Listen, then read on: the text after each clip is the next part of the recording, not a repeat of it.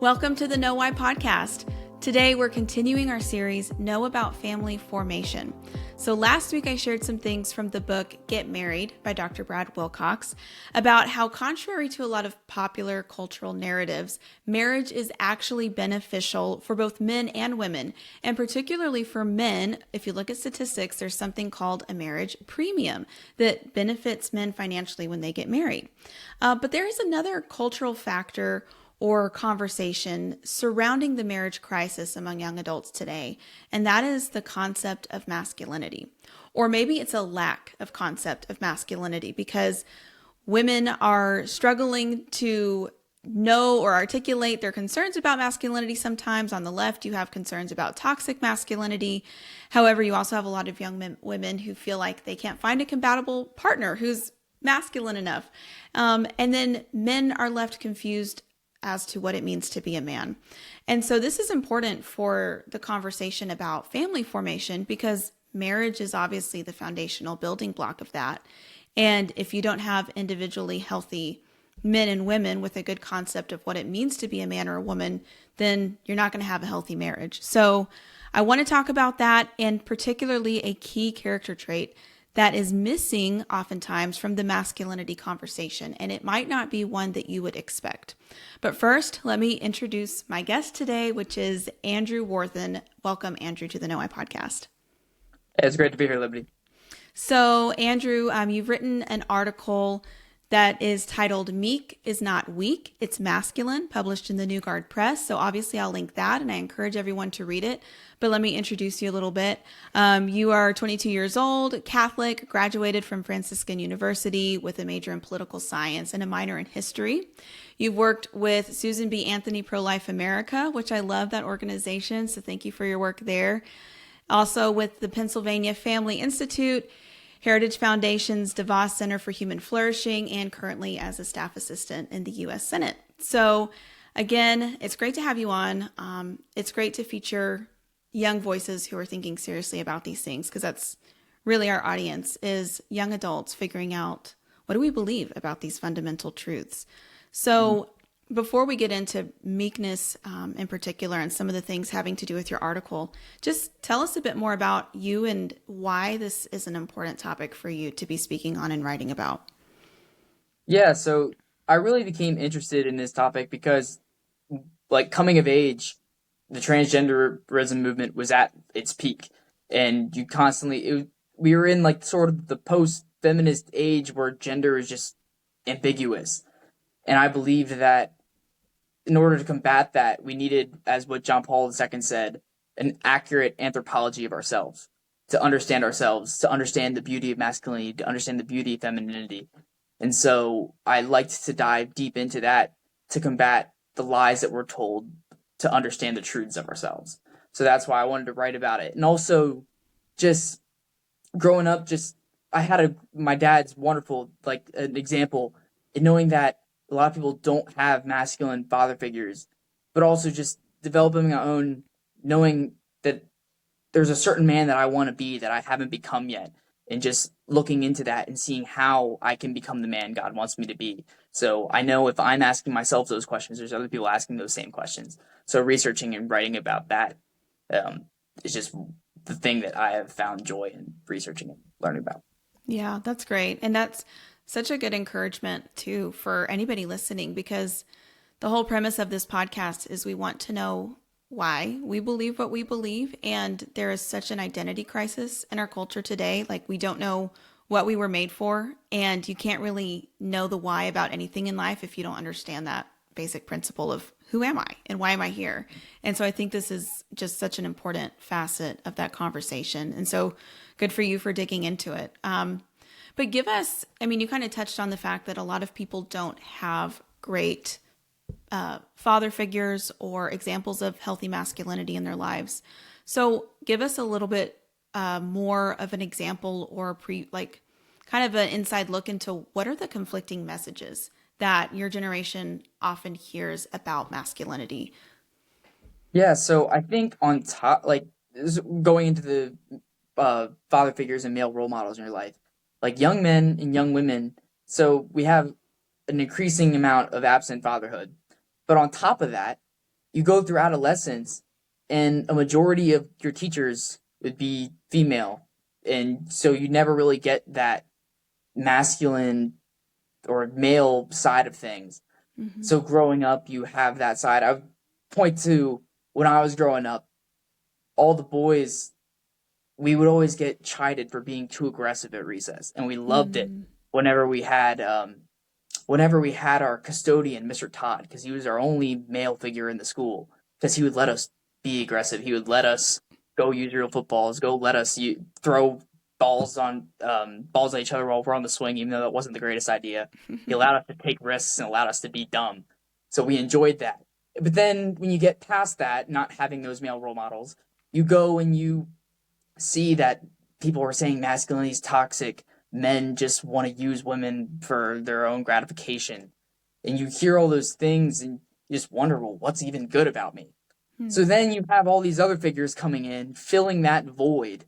You have, I can't come to the name, but we know like the Andrew Tates of the world. Yeah. Telling young men like to just really fully embrace all of those characteristics that the world tells them are bad, tells them to embrace their aggression, embrace your desire for sexual conquest, and be competitive.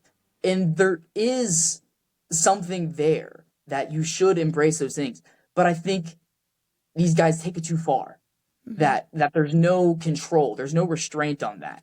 That it was almost an overcorrect for all the attacks on masculinity in our world. Yeah. Very reactionary instead of based in like a original vision, which I think we see that in a lot of areas in our culture. That's a good way to put it, about overreaction. But so let's talk about meekness. And you kind of address some of the misconceptions in your article, but how is it misunderstood?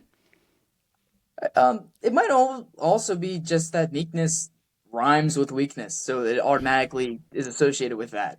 That people, when they hear meek, they think of feeble and timid and just weak. But truly, when you get to the actual understanding of meekness, it's strength under control. It's perfect mastery of self. Because you go to the Bible and you see Jesus says he is meek and humble of heart. In what way would we think Christ was weak or feeble?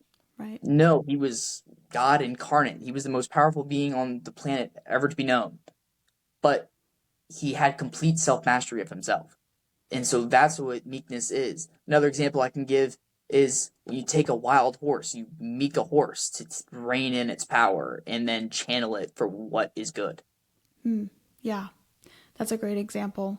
And so, speaking of good, fans of Chronicles of Narnia will recognize this, but you talk about the difference between safe and good, and those aren't the same thing. And so, but that might throw some people off to think, well, if something is good, doesn't it have to be safe? And like, why are those different? Yeah, so whenever we're talking about in Narnia, when Susan finds out that Aslan's a lion, she's like, well, is he safe? And Mr. Beaver's like, well, no, of course he's not safe. He's a lion. But he is good. And that's the same way we're supposed to approach God. That there's a reason that fear of the Lord is a gift of the Holy Spirit. And that is because, truly, if we understood the power of God, we know God isn't safe. But we know that he is good. Now, I feel like men need to have this same mindset that really your masculine traits in and of themselves aren't safe. Your aggression, your passion, sexual desire, none of that's safe. But you need to be good, and you need to channel those things. Another example that speaks to a lot of young men, Jordan Peterson. He said, like, first and foremost, you need to be a monster. You need to be able to, you need to, like, first be an absolute beast, be a monster, but then rein that in. And so, that would be the distinction, I think, between safe and good, and something that we can see in our modern world. They surveyed many sexual predators, and they asked them how they determine who they're going to go after. And they say they look for a father figure. And it's because, like, that father figure is a threat to them. Yeah. And they're not going to go try to take advantage of their child if they know that that man is there. And it's because he's a good man, but he is not safe. Mm-hmm. Yeah, you want somebody that is dangerous toward the right people and the right forces. And I think a good illustration of this that you included in your article, I'll just quote it here. If a fire is out of control, it causes destruction. Conversely, when a fire is too weak, people are left hungry and cold in the dark. So, do you think we're seeing this kind of play out today, like in our culture of people either getting destroyed sometimes, like that destruction, and then like the complete opposite where they're not getting the provision that they need? Yeah, for sure. Whenever I wrote another article before about 4B movement, and I like those are women that say we're not gonna have sex with men, we're not gonna date men until we have our needs met. And I was saying like really they they're approaching it wrong, but they have a point that they have been mistreated, that men sexually using women has been terrible. And it's always like men and women use each other in different ways, but this just we can it's an easy example to think of how allowing just these inherently male traits, these desires to just take over, and how it can just destroy other people, or your inherent aggression. There's a reason why most violent offenders are men. But then at the same time, whenever we lack this masculinity, when we lack father figures, it affects men and women. Like young boys, they don't know how to be masculine, and then young women, they don't have that father figure to show them of what a man's love is supposed to look like. And also, you need good men to protect from bad men, and I think we can see that in the rise of crime and just disorder. Mm-hmm. Yeah, I can't think of the statistic off the top of my head, but I believe this comes from the Institute for Family Studies, which I cite a lot on just the impact of a father in the home. And when he's there, then it like the chances of their son graduating from high school and living a successful life out of poverty like skyrockets. When he's not there, their chances of going to jail skyrocket. And it's like across all demographics, it's just the lack of a father in the home. And yeah, and then it perpetuates the other extreme, which is all the destruction and the crime. So yeah, I really like that example of the fire. And I think this also too, just a quick note of something you mentioned with like the 4B movement. This is something that kind of frustrates me with regard to a lot of the narratives that you hear from women, that the sexual revolution really gave license to some of those dangerous aspects, dangerous, I guess, traits inherent in masculinity, but without any incentive to like train them for good. In other words, just the license that you don't have to get married, you don't have to treat a woman respectfully, that you can use her. And supposedly that was liberation for us, but in reality, it is allowing men in the culture, and the same with legal abortion too, to say that you can, just give in to your desires without the good side of making a commitment or actually taking care of the children that you help create or the women that are in your life. So I don't know if you have thoughts on that. Yeah, essentially, the sexual revolution, equality of men just meant we want to be able to act like men behaving badly. Yeah. Yeah. Well said. So we're seeing, this is something I talked about a few months ago, but there was a lot of people are talking about it, but there was a big feature article in the Wall Street Journal specifically just really quoting a lot of young men and the lack of a sense of purpose and a sense of meaning. And so a lot of people, when they talk about this, they say, well, more women are, achieving college education and higher career status and salaries and things like that.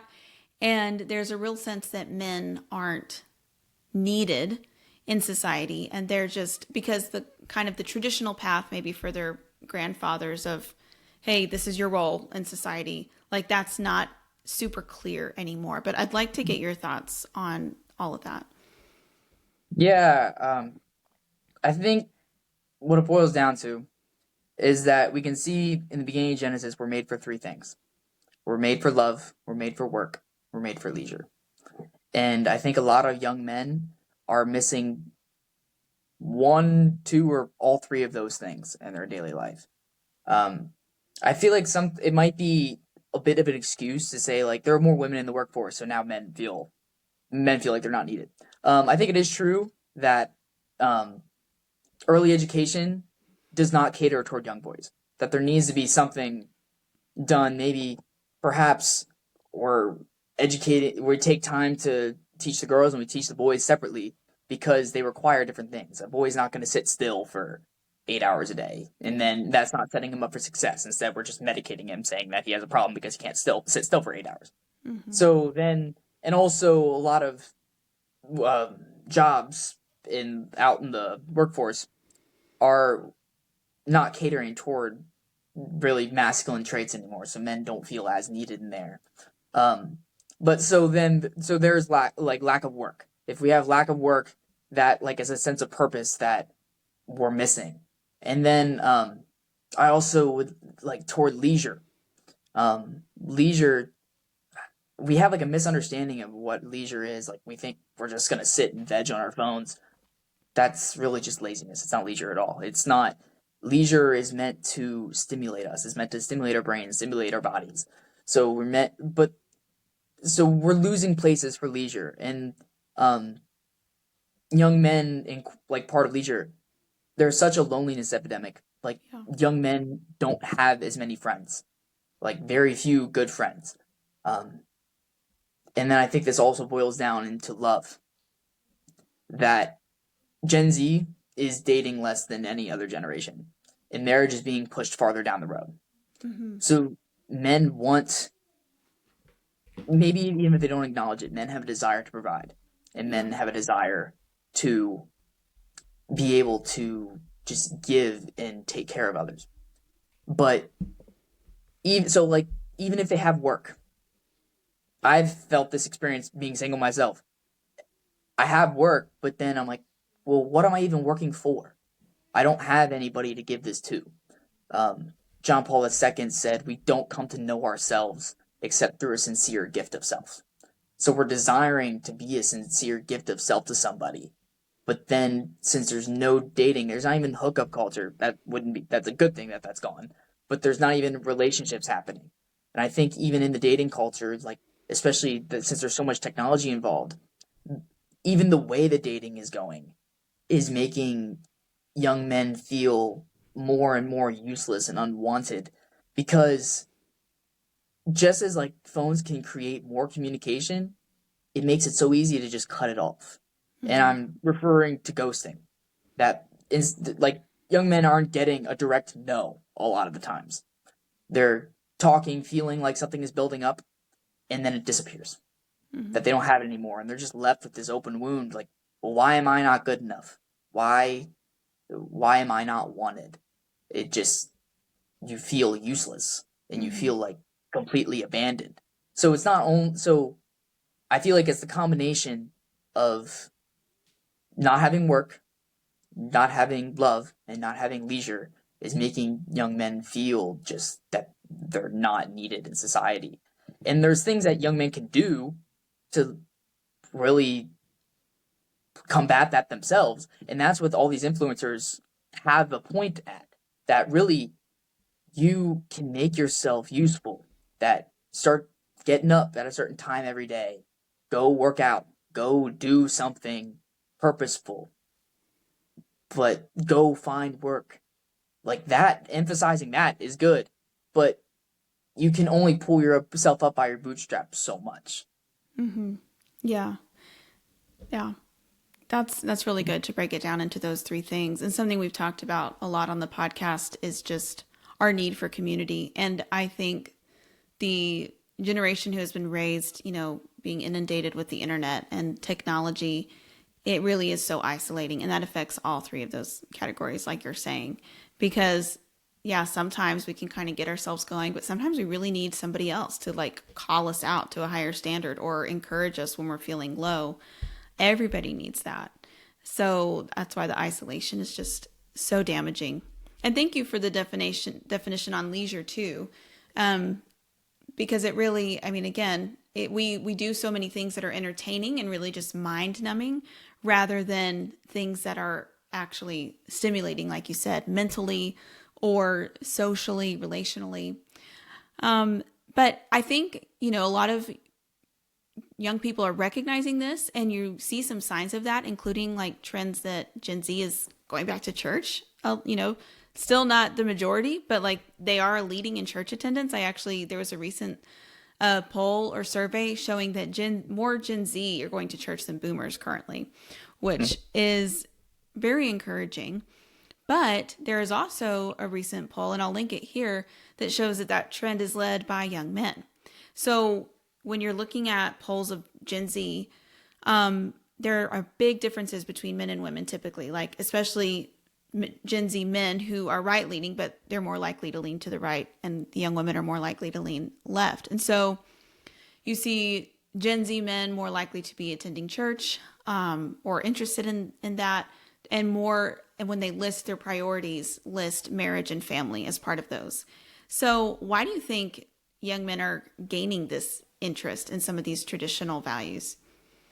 Yeah, I think anytime we answer, um, anytime we go to God, it's not us like making the first move. It's always we're answering a call from God. So I think men have been in this such a low place that sometimes you need to reach this point of despair in order to finally hear that voice calling you forward. So I believe that's part of it, that being alone in that solitude and feeling helpless and useless, you hear that call to then pursue something greater. And I also think that men really don't connect with the modern liberal ideology, because not only are men now going to church, but they're also going to more traditional churches. They're not going to like modern worship churches. They're going like the traditional Latin mass has exploded among young men. Um, and it's because they're looking for tradition, they're looking for order, they're looking for something that they find stable, something that's ever ancient, never new. I saw an article when I was researching for this that somebody was trying to skew this as young men now are just they're leaning into Christian nationalism because they want to feel like their masculinity matters again. And that just really takes me off that they would want to turn that in such a way that, oh, men feel like the culture is dominated by women, so now they're trying to go back to the past where they ruled before. And it was just crazy that you see these young men hurting, and you see these young men that are just looking for something. They're looking for truth. Mm-hmm. And so they're going to church to find it. Mm-hmm. Yeah. If you take some of those unfortunate narratives to the logical end, what you're really saying is that men are bad. And so it's no wonder that men are intuiting that and internalizing it. Because if all masculinity is toxic, then yeah, you really do have, a generation of men who are like, okay, well, they want to go somewhere where they don't hear that message, that they hear that they were created for good, for a purpose. And that's the message of the Bible. And it's not you were created better than women, and that's where meekness comes in, because it's not that opposite secular extreme. It's, saying here's the good of the traits that you have that are different than women, and they are needed. We were created male and female because the world needs both. And so I obviously would be remiss not to bring this up, because it's just happened less than a week ago, and that's the assassination of Charlie Kirk.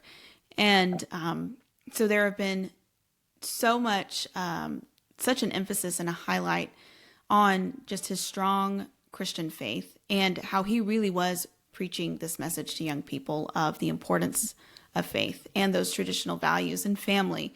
And so I would love to get your take, anything you want to share with regard to that, and like how, whether you think it's impacted this trend of more men kind of seeking out those things, because he was a huge voice for young people in Yeah. America. Yeah, I definitely think we're already seeing an impact. I've been seeing some statistics online saying that just in the past few days, since the tragedy occurred, um, there have been 30,000 requests to have Turning Point on people's campuses. Wow. To put that in perspective, I think I might have this number wrong, but there's like 900 Yeah. college and like maybe 1,500 high school um, locations, and then they have 30,000 requests. So Yeah. people are already trying to build this movement, and I think I didn't listen or view much of his content before he passed. I would see it, but I didn't really dive that deep into it. But his videos have been coming up more and more on my feed, and I see how much of an example of masculinity he was. He was strong in his beliefs, and he was loving in his beliefs. He was such a wonderful father and a husband, and he preached that message that for young men to be happy, go out, have a relationship, get married, have kids, so that you can go provide, and that being able to provide for others and care for others, being a self gift to others, will give you meaning because that's what you're called to do. You're made for Mm-hmm. love. Mm-hmm. Yeah. Yeah. It's been really inspiring, despite how sad the whole thing is, to see how, I just saw people, a lot of stories of like, hey, he was really bold in his beliefs, and like now I'm listening because Yeah. you know and so I'm praying that that effect continues. But I would love to just give you a minute to express any encouragement or admonition or just thoughts to your peers, to Gen Z, to men or women or both, at kind of this moment. Like, this is a big moment for a lot of reasons, but we're kind of sensing a shift here. And so what do you want to say to your generation? Yeah, now is a time to really fully go and start standing for your beliefs, not only standing for it, but coming to podcasts like this and understanding, being competent in what you know. Um, there, I was watching a video of Father Mike Schmitz the other day, and he was talking about the marks of a Christian man. I forget a lot of the marks, but I know for sure one of them was competence, and this competence makes you confident in yourself, and you also are able to spread word to others. And that this confidence, you're able to preach the word of God, you're able to preach the truth in confidence. And I think coming to this, being able to understand and being able to spread the truth like Charlie did. And now each one of us can do that. So just being able to learn and be open to taking the risk to speak to others and to speak in truth and speak in love. Yeah. Yeah. So well said. Yeah.